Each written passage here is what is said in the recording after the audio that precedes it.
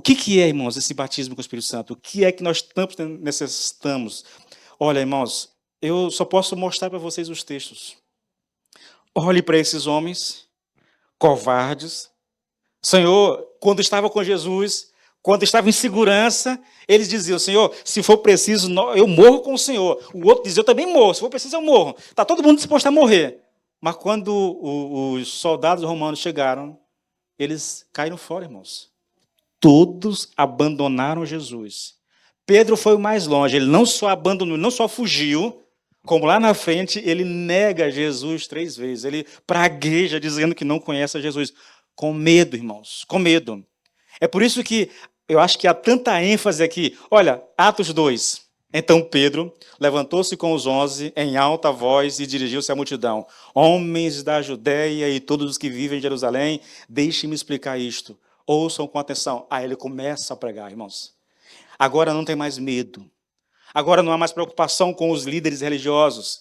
Até então eles estavam meio que escondidos ali, orando escondido, com medo, entendeu? Agora não tem mais isso. E a pregação dele não é só uma pregação qualquer, irmãos. Depois da pregação, 3.000 pessoas se converteram depois da pregação de Pedro. Mas escute bem, irmãos. Por mais ousado que Pedro se manifestasse naquele momento, não foi. Irmãos, eu já li muitas vezes a pregação de Pedro. A pregação de Pedro é parecida com a minha, sabia?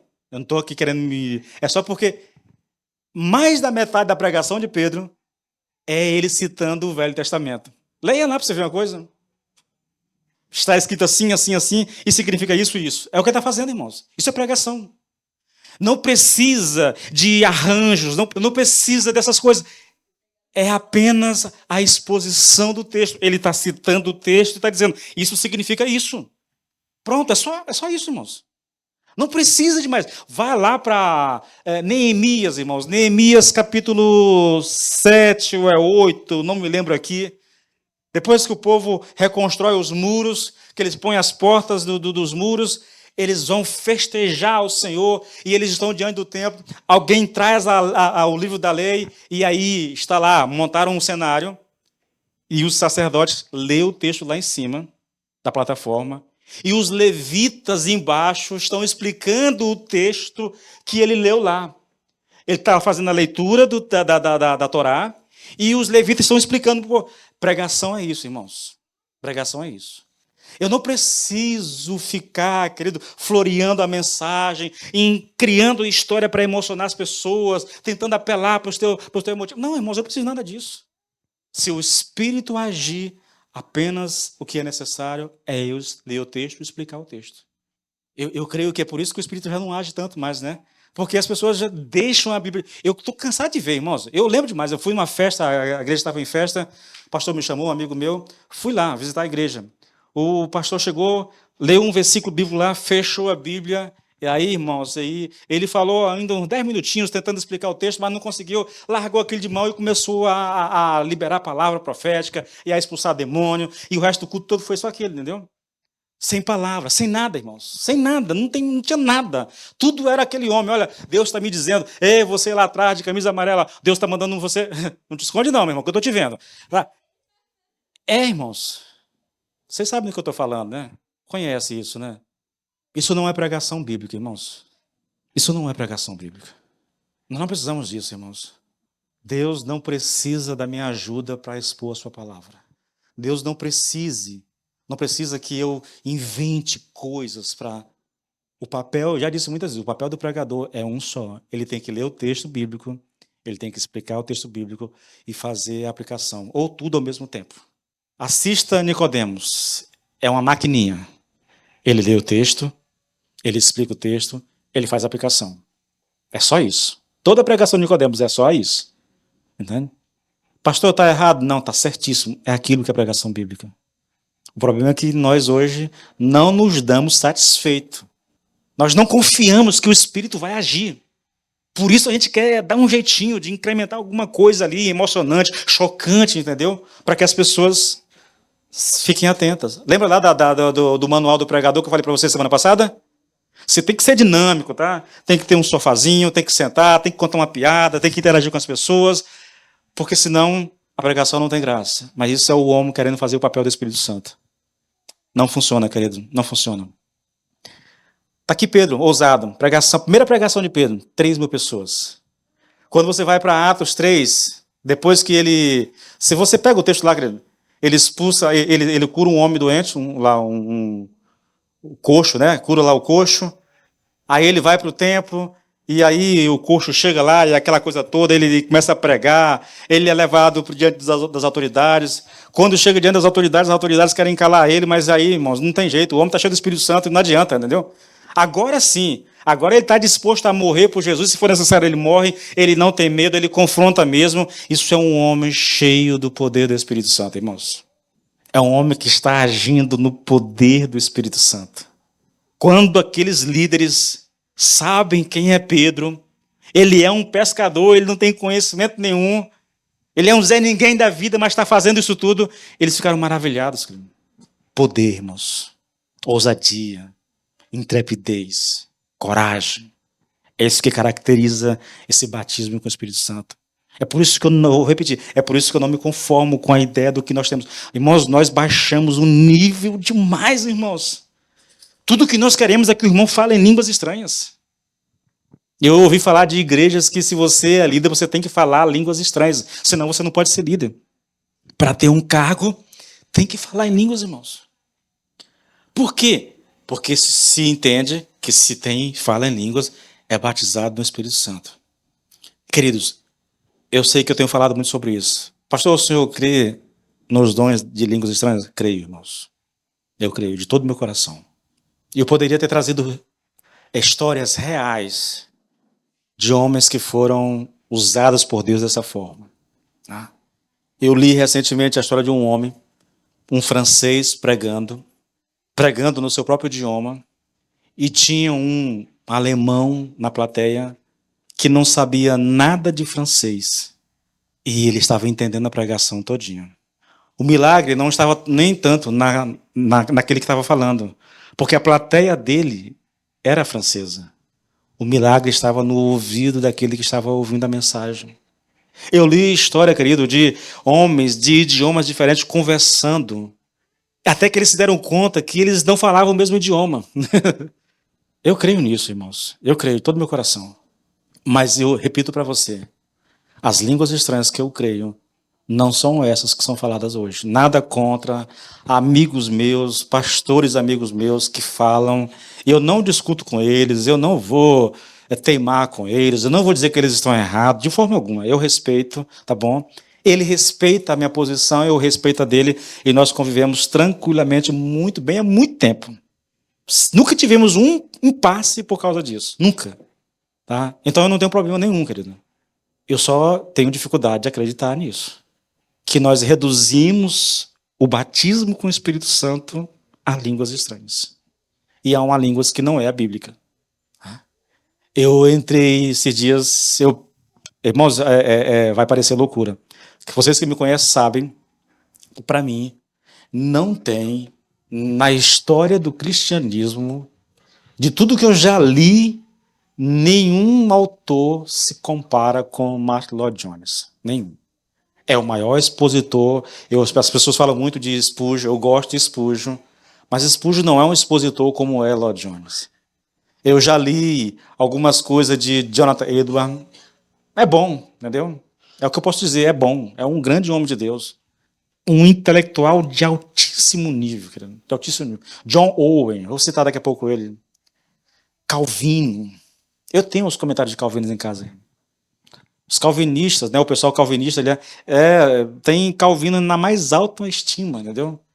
Mas eu leio os comentários desses homens, nenhum deles chega perto daquilo que é ou que são os comentários de Lloyd-Jones.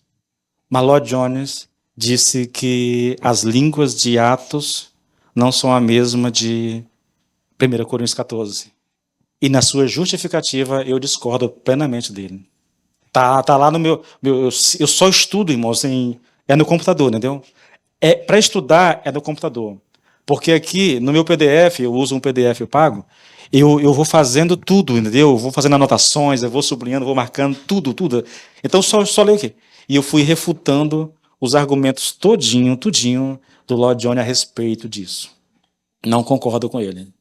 Eu já li, é a 4ª vez que eu leio, e toda vez que eu leio, eu estou mais convicto de que o Lloyd Jones exagerou nessa questão das línguas. Exagerou. Ele se equivocou. Tenho certeza disso. Não pode. Os argumentos que ele usa não é. Se um dia eu tiver tempo de expor, talvez quando eu estiver expondo a 1 Coríntios 14 na igreja, eu trago os argumentos deles para a gente conhecer, entendeu? Mas não concordo. É raro, muito raro eu discordar de Lloyd Jones. Talvez eu mude de ideia um dia, tá? Mas hoje não dá. Por que eu digo isso, irmãos? Porque a palavra usada é a mesma. Glossolalia. Em todas as narrativas, em Marcos 16, no livro de Atos todos, em 1 Coríntios, os autores usam a mesma palavra. E essa palavra não tem esse sentido de um idioma celestial, irmãos, não tem. Mandei essa dúvida para um pastor que foi meu professor de seminário, um dos homens mais inteligentes que eu conheço, assim, que eu tenho contato, que é o pastor Silas, da Imperatriz. E ele disse: Edilson, não pode ser. Aí eu tenho um áudio no meu celular, mandou um áudio enorme explicando, não pode ser, por isso. Eu digo: pastor, eu concordo com isso. É assim que eu penso. Então, eu creio, irmãos, mas a minha crença nas línguas estranhas, elas estão restritas ao que aconteceu em Atos. Tá? Deixa eu voltar aqui para o meu texto. Por que a gente toca tanto? Porque, infelizmente, querido, novamente, infelizmente, se reduziu tanto o ensino a respeito do batismo no Espírito Santo, que tudo que nós temos para discutir sobre o batismo no Espírito Santo é línguas estranhas. Vocês já viram tanto de coisa que eu coloquei aqui? Ousadia, alegria, louvor a Deus, generosidade, intrepidez, tudo isso, testemunho, poder para testemunhar a fé, tudo isso são características do batismo com o Espírito Santo. E eu não precisei citar em nenhum lugar línguas estranhas para falar do batismo com o Espírito Santo, porque eu não preciso, irmãos, para falar do batismo com o Espírito Santo. Tá? Os discípulos, se você pegar nos primeiros capítulos do livro de Atos, você vai ver a mudança radical daqueles homens dos evangelhos para esses homens do Novo Testamento. O que foi que aconteceu lá? Foi o batismo com o Espírito Santo. Foi só isso que aconteceu. Tá? Agora, o outro testemunho é o de Estevão. Novamente, outro texto tremendo, né? A pregação de Estevão, o discurso de Estevão, ele foi cheio do Espírito Santo para testemunhar com ousadia, mas da mesma forma foi cheio com o Espírito Santo para morrer de forma não só digna, mas morrer de forma vitoriosa, queridos, vitoriosos. Porque ele está de joelhos, morrendo e orando a Deus: Senhor, perdoa-os porque eles não sabem o que estão fazendo. Irmãos, ele disse praticamente as mesmas palavras de Jesus quando estava na cruz. O que é isso? Isso é um homem cheio do Espírito Santo, irmãos. Cheio do Espírito Santo. Mas nós temos ainda em Atos 13. Então, Saulo, também chamado Paulo, cheio do Espírito Santo. Essa expressãozinha aqui está dizendo que ele foi batizado com o Espírito Santo, tá bom, gente?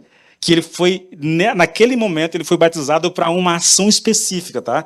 Cheio do Espírito Santo, olhou firmemente para Elimas e disse: filho do diabo, inimigo de tudo que é justo, você está cheio de toda espécie de engano. Aí ele libera uma palavra na vida desse homem e diz: olha, tu vai ficar cego.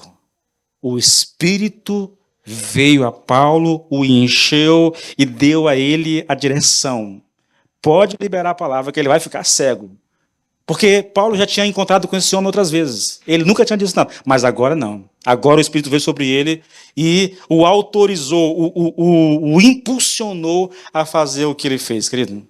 Saiba que agora a mão do Senhor está contra você e você ficará cego e incapaz de ver a luz do sol durante algum tempo. Esse é um homem cheio do Espírito Santo. O batismo com o Espírito Santo, irmãos, é um batismo de poder que nos capacita a sermos testemunhas do Senhor Jesus Cristo, de sua pessoa e de sua obra. Porque o que acontece no batismo, querido, é que o Senhor Jesus Cristo, ele se torna real de uma forma que jamais temos experimentado antes. Olha, uma das coisas que mais me chocava, e eu não entendia, irmãos, quando a gente vai ler a história, e eu sugiro a você, irmãos, nós pecamos muito porque nós nos recusamos a aprender a história da igreja, irmãos. Os grandes homens de Deus, aqueles homens que Deus levantou no passado e que foram usados assim de maneira... Você pega a história, por exemplo, de David Brainerd, tá? É um missionário que foi mandado para os índios. Nós temos lá o diário de David Brainerd. Queridos, leia, por favor, leia. Você vai ver o que é um homem de Deus lutando com os seus próprios erros e pecados até que ele é cheio do Espírito Santo. E Deus passa a usá-lo de uma forma poderosa. Leia, tá? Esse camarada foi ele que influenciou o Jonathan Edwards, porque ele casou com uma filha de Jonathan Edwards, entendeu?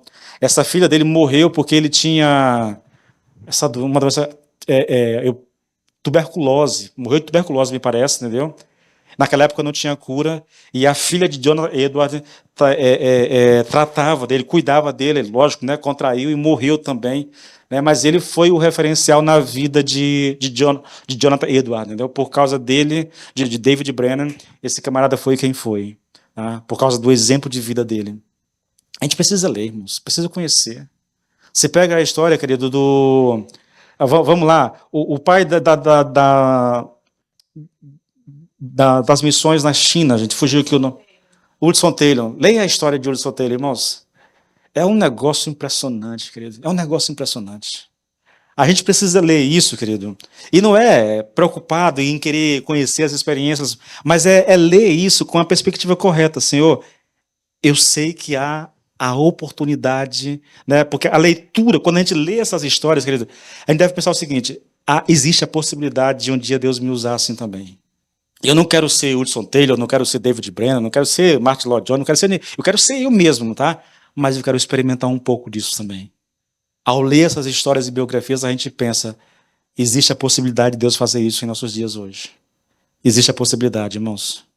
Eu queria chamar sua atenção, querido, com relação à questão do batismo, porque é sempre assim, irmãos, tem sempre problemas, sabe? E existe um problema com relação à questão do batismo. Vou te mostrar aqui uma situação que é complicada. Olha, Atos 1,5 diz assim: pois João batizou com água, mas dentro de poucos dias vocês serão batizados com o Espírito Santo. Isso aqui é Jesus falando em Atos 1,5. Aqui em Atos, Lucas fala de ser batizado com o Espírito Santo. Mas a partir do capítulo 2, ele não usa mais a expressão batismo. Ele usa a expressão cheios. Cheios, irmãos. Deixa eu te mostrar. Atos 2,4. Todos ficaram cheios do Espírito Santo e começaram a falar em outras línguas, conforme o Espírito os capacitava. Atos 4,8. Então Pedro, cheio do Espírito Santo, disse-lhes, autoridades e líderes aí. Atos 7,55. Mas Estevão, cheio do Espírito Santo, levantou os olhos para o céu e viu a glória de Deus e Jesus de pé à direita de Deus. Atos 13,9. Então Saulo, também chamado Paulo, cheio do Espírito Santo. Você percebe? O autor não usa mais o batismo em si, exatamente. Ele vai usar... Quer dizer, não é que ele não use, né? Mas a preferência agora é por cheio do Espírito Santo. E qual é o problema, irmãos? É que as pessoas podem chegar à conclusão de que toda vez que vocês se depararem com essa frase, entendeu? Cheio do Espírito Santo, necessariamente ela terá que significar exatamente a mesma coisa. Cheio do Espírito Santo, cheio do Espírito Santo. Então a gente pensa, só pode significar a mesma coisa. E qual é o problema, querido, de atribuir sempre o mesmo significado para a expressão cheio do Espírito Santo? É o perigo de confundir os diferentes significados dessa expressão. Deixa eu te dar um exemplo. Efésios 5, irmãos. Efésios 5,18. Por favor. Olha o que está escrito. E não vos embriagueis com vinho, no qual há dissolução, mas enchei-vos do Espírito Santo. O perigo aqui, querido, tá? E lembra lá do que eu falei? A primeira ministração que eu trouxe a vocês, a maioria dos estudiosos que acreditam que o batismo com o Espírito Santo é o mesmo que a regeneração fazem essa conexão. Que o cheio lá não é esse batismo de poder, é apenas esse cheio aqui de Efésios 5,18. Eles dizem que o batismo está associado com esse ato inicial da vida cristã, e o que nós temos depois da conversão é esse encher do Espírito Santo. Olha só, irmãos, talvez nos ajude a entender, querido, se nós quisermos compreender esse problema de confundir a expressão, achar que sempre tem o mesmo significado. Então, uma das coisas que pode nos ajudar é entendermos a obra do Espírito Santo de duas maneiras diferentes. E esse é um ponto importantíssimo na nossa ministração, irmãos. É entender a obra do Espírito Santo. Não é sempre igual, a mesma coisa, há maneiras diferentes, tá? E, em primeiro lugar, nós temos aquilo que é chamado de obra regular ou indireta do Espírito Santo. E o que é isso, querido? Aqui nós estamos falando das várias atividades do Espírito na vida do crente. Por exemplo, regeneração, convicção de pecado, santificação. Isso é uma obra regular do Espírito Santo, tá? Santificação é uma obra regular, é um processo que o Espírito vai trabalhando em nós paulatinamente, tá? Quando se fala de obra indireta, querido, o que se quer dizer é aquilo que normalmente a gente fala de que do fato do Espírito Santo trabalhar por meios, é mais ou menos isso, tá? Olha o exemplo, é o Espírito Santo que nos deu a palavra, tá? E o ministério regular do Espírito Santo, né, o trabalho recorrente dele é lidar conosco por meio das Escrituras. Isso é uma obra do Espírito, é uma obra comum, regular do Espírito Santo. Ele age. Às vezes você está lendo a Bíblia, ele fala contigo, ele te convence, entendeu? O pregador está falando e o Espírito Santo te dá a compreensão disso. É ele que ilumina o nosso entendimento para entender a palavra do Senhor, entende? Isso é a obra regular do Espírito Santo. Isso. Agora, outra coisa completamente diferente é a obra excepcional e direta do Espírito Santo. Também é a atividade do Espírito, mas diferentemente das obras regulares, aqui nós temos um agir excepcional e direto. Aqui nós estamos falando, querido, de segurança, de certeza. O Espírito de Deus testemunha no meu espírito que eu sou filho, que eu sou amado. Esse é um agir diferente, excepcional do Espírito Santo. É quando ele me dá certeza absoluta. Eu não sei como é que eu explico isso para você, irmãos. Eu vou ler algumas experiências aqui para tentar fazer você entender o que eu estou querendo colocar aqui, tá bom? Porque o Espírito testemunhando. Isso não depende de dedução, isso não depende de eu olhar a Bíblia e dizer, olha, está escrito isso aqui, se está escrito deve ser verdade, eu me aproprio disso aqui, então eu me firmo. Não, não. É um testemunho direto, é do Espírito direto com o meu espírito, trazendo certeza, trazendo segurança, fazendo eu testemunhar com poder, queridos. É isso que acontece, é essa obra do Espírito Santo. Veja o que diz Atos 1:8, irmãos. Todo mundo conhece, né? Vocês receberão poder ao descer sobre vocês o Espírito Santo e serão as minhas testemunhas tanto em Jerusalém, como em toda a Judeia, Samaria e até os confins da terra. Vocês vão receber poder quando o Espírito vier sobre vocês. Essa é a obra excepcional, direta do Espírito, que não depende de argumentos, tá bom? Deixa eu colocar uma coisa para vocês aqui. Essa obra do Espírito Santo, irmãos, ela é muito interessante. Quando você olha só no livro de Atos, você vai perceber esse agir de Deus diferente. Novamente, lá em Atos 2, eles estavam sentados. Lembra? O Senhor está subindo e olha, voltem para Jerusalém, aguardem a promessa do Pai, o cumprimento da promessa do Pai. Eles vão e começam a orar, né? Eles não estavam exatamente orando quando o Espírito Santo veio. Eles estavam sentados, irmão, provavelmente conversando, e o Espírito caiu sobre eles. Quando você chega lá em Atos 4, é totalmente diferente. O evangelista chegou, Filipe chegou, pregou. Depois que ele pregou, que as pessoas se converteram, os apóstolos lá em Jerusalém souberam e mandaram Pedro e João para lá. Quando Pedro e João chegou, Pedro eles impuseram as mãos, eles foram cheios do Espírito Santo. Lá em Atos 10, Pedro está pregando para um monte de gentio, tá? Está lá Cornélio, né? Dali que a gente tira a ideia das celas, viu, gente? Está lá Cornélio, que reuniu a família toda, os amigos, colocou em casa e mandou chamar o pregador, por ordem de Deus, né? É lógico, Deus queria falar com ele, mas esse é um homem inteligente, sabe? Se Deus vai falar comigo, eu vou aproveitar e trazer os meus para cá para que Deus fale com eles também. E foi isso que aconteceu. Cornélio trouxe os seus parentes, e enquanto Pedro está pregando, o Espírito caiu sobre eles. Todos eles, sem exceção, todos foram batizados no Espírito Santo. Não existe uma regra, irmãos, exatamente, entendeu? Não tem uma regra. O Espírito é soberano, faz como ele quer, irmãos. Faz como ele quer. Romanos 5,5, nós já lemos isso aqui, né? O amor de Deus é derramado no nosso coração. Novamente, não é fruto de dedução, não é fruto de escrutínio bíblico. Eu estou lendo, eu estou entendendo. Olha, não. É uma ação de Deus, é um derramar, é um jorrar do Espírito de Deus no coração do homem, querido. Testemunhando do amor de Deus, enchendo o coração dele com o amor de Deus.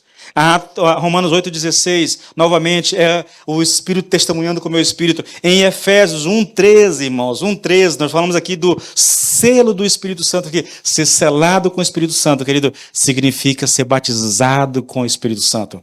É uma experiência que ocorre depois da conversão.